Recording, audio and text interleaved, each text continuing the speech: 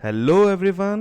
आज की इस वीडियो में हम बात करने वाले हैं बहुत सारे फॉर्मूलाज की, like unique, transpose, sum if and sum ifs की।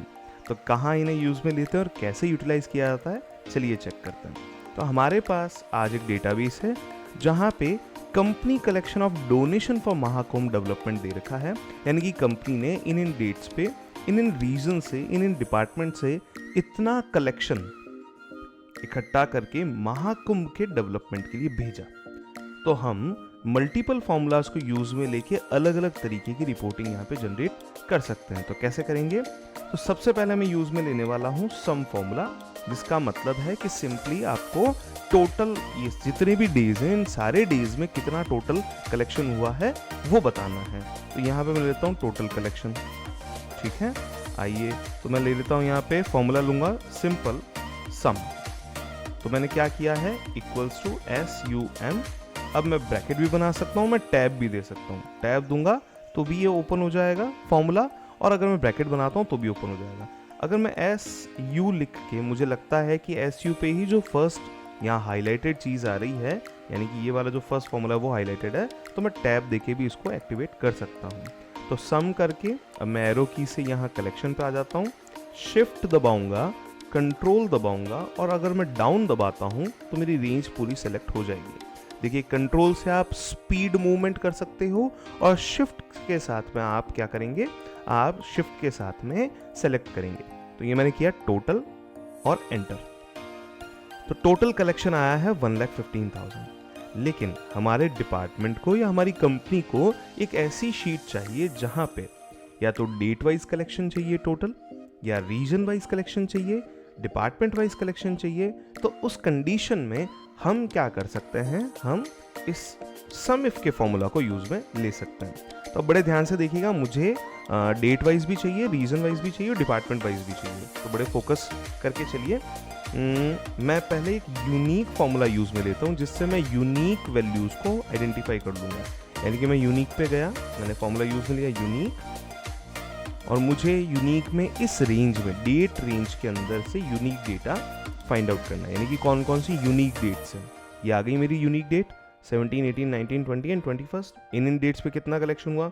फिर मुझे लगता है कि मुझे रीजन में भी ये चीज़ चेक करनी है कि किस किस रीजन से कितना कितना कलेक्शन हुआ।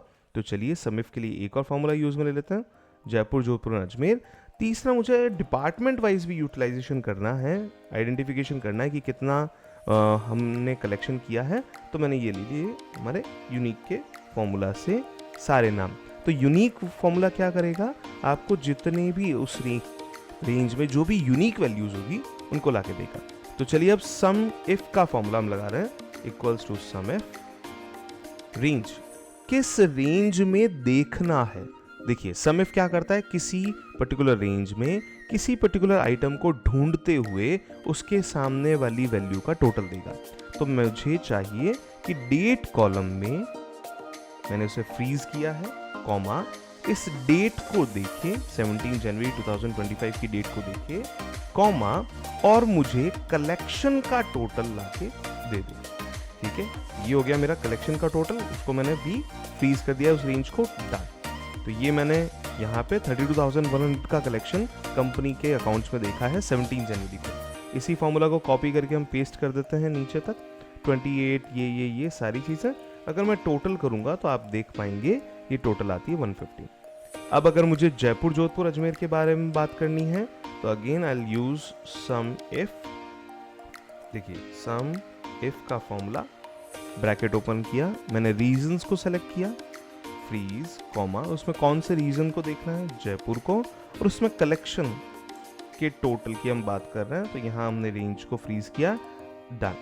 तो ये आ गया है मेरा बाय कलेक्शन बाय रीजन। देखिए, टोटल 115। अब मुझे कलेक्शन बाय डिपार्टमेंट करना है। तो चलिए हम क्या करेंगे, equals to sum if range ले लेते हैं। इस बार हमें किसे देखना है, डिपार्टमेंट का नाम ढूंढना है डिपार्टमेंट की रेंज में। डिपार्टमेंट का नाम हमने रेफर कर लिया है अकाउंट्स, और यहाँ हम टोटल कलेक्शन को फ्रीज कर देते हैं। तो मुझे specifically accounts, finance, human resource और प्रोडक्शन, इन 4 डिपार्टमेंट से इतना इतना पैसा रिसीव हुआ है, सम का फॉर्मूला यूज में लेके हम इनकी टोटल करेंगे एंड इट इज 1,15,000। तो 3 बार हमने इसको यूटिलाइज किया है। आपने देखा कि हमने कैसे date wise, region wise and department wise collection का टोटल आइडेंटिफाई किया। अब हम कॉम्बिनेशन में यानी कि Jaipur accounts, Jaipur finance, Jaipur human resource, ऐसा अगर कुछ डेटा अगर हम बनाएं तो हमें पता और ज़्यादा अच्छे से चल जाएगा कि किस रीजन के कौन से डिपार्टमेंट से कितना पैसा आया। तो चलिए बड़े ध्यान से देखते हैं हमारे पास में रीजन्स कितने हैं और हमारे पास में डिपार्टमेंट्स कितने हैं। उनके लिए हमें यूनिक वैल्यूज़ को आइडेंटिफाई करना होगा। तो बड़े ध्यान से यहाँ पे चेक कीजिए, मेरे पास में 3 रीजन हैं और 4 डिपार्टमेंट है। तो रीजन को मैं यहाँ ले लेता हूँ। अब बड़े ध्यान से चेक करते हैं। तो मेरा फॉर्मूला है इक्वल्स टू यूनिक, और यूनिक में मैं रीजन्स ले लेता हूँ, ठीक है। लेकिन मुझे जो ये रीजन्स आए हैं, ये रीजन्स मुझे वर्टिकली नहीं हॉरिजॉन्टली चाहिए। तो मैं क्या करूँगा, इस यूनिक के आगे भी एक फॉर्मूला लगा दूंगा, ट्रांसपोज। ट्रांसपोज क्या करेगा, एक पर्टिकुलर रेंज को वर्टिकल से हॉरिजॉन्टल, हॉरिजॉन्टल से वर्टिकल में कन्वर्ट कर देगा। देखिए आ गए मेरे सारे डेटा। आप केवल ये चेक कीजिए कि यहाँ केवल 3 रीजन है। अगर हो सकता है 50 रीजन होते तो हम क्या करते, तो हमारे लिए फॉर्मूला बहुत काम आता। अब मुझे क्या चाहिए, मुझे डिपार्टमेंट चाहिए, ठीक है।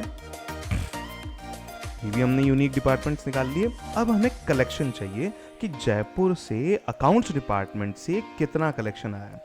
तो यहाँ हम यूज में लेंगे हमारा last formula, that is some ifs.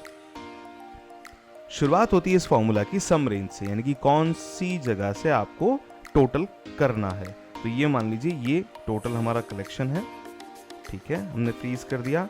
अब इन्होंने कहा है क्राइटेरिया रेंज 1 फिर कॉमा क्राइटेरिया। क्राइटेरिया रेंज 1 मतलब मुझे चाहिए इस रेंज में क्या ढूंढना है, यहां ढूंढना है जयपुर को, ठीक है। ये हमारा फर्स्ट क्राइटेरिया हुआ जयपुर को। अब देखिए H2 है तो मुझे 2 को फ्रीज करना है, तो मैं मल्टीपल टाइम्स F4 दबा के ये सिलेक्शन कर सकता हूं।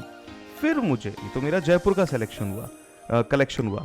अब मुझे चाहिए अकाउंट्स डिपार्टमेंट से कितना कलेक्शन हुआ, तो फिर से मैं एक रेंज सेलेक्ट करूंगा। ये हो गई मेरी रेंज, इस रेंज को किया मैंने फ्रीज, और इसमें मुझे ढूंढना है अकाउंट्स डिपार्टमेंट। तो यहां मुझे G को फ्रीज करना है। F4 मैंने दबाया, फिर मैंने दबाया, फिर मैंने दबाया, हो गया G फ्रीज। चलिए जी टोटल करते हैं, इसको कॉपी करके मैंने पेस्ट कर दिया है और यहाँ पे हम कर रहे हैं टोटल। तो आइए क्या टोटल बनती है, यहाँ मुझे पता चलता है कि जयपुर से जो टोटल कलेक्शन हुआ उसमें किस किस डिपार्टमेंट ने कितना कितना पेमेंट सबमिट किया है। समझ में आ गया? आप अपने लेवल पे ट्राई कीजिए इन सारे फॉर्मूलाज को और इनके बेनिफिट्स को अनलिमिटेड लेवल पे आइडेंटिफाई करते जाएं। देखिए जो पर्पस होगा उस हिसाब से फॉर्मूला काम आएगा। तो मैंने आपको सारे फॉर्मूला के पर्पस यहाँ पे बता दिए हैं, अब आप अपने लेवल पे ट्राई कर सकते हैं। Thank you so much for watching this video. Keep watching my next video. अगर आपको लगता है कि ये वीडियो किसी और के काम आ सकती है तो प्लीज़ इस वीडियो को लाइक करें, शेयर करें और चैनल को सब्सक्राइब ज़रूर करें, हमें फॉलो ज़रूर करें। Thank you so much.